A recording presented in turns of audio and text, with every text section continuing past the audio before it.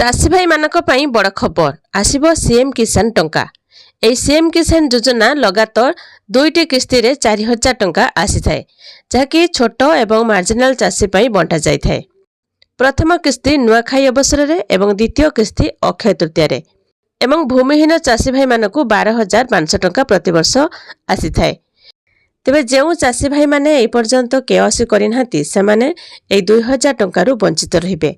तेबे सीएम किसान योजनार टंका अक्षय तृतीया अर्थात 20 तारिख रे आसीबाकू जाउछि। ए वर्षर द्वितीय किस्ती अक्षय तृतीया समय रे जमा हेबा पई पूर्व अभियोग अनुसार रूप रे रहिछि। एहा प्राय अप्रैल मास भितर अक्षय तृतीया दिन प्रस्तावित होइथिबा जणा पड़िछि।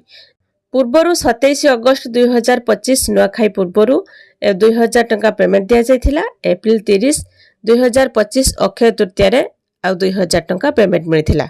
एई वर्षर द्वितीय किस्ती अक्षय तृतीया समय रे जमा हेबो।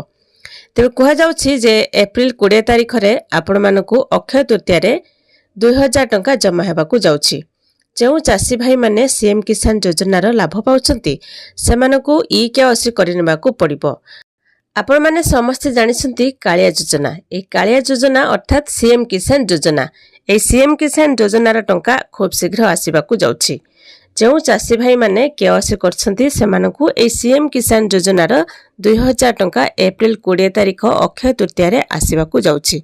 आपण माने ए योजनार टंका पाउछंती कि नहीं कमेंट रे जणेबे आ वीडियो को लाइक करिवे। चैनल सहित जोड़ी रहबा पई चैनल को सब्सक्राइब करके रखिथिबे।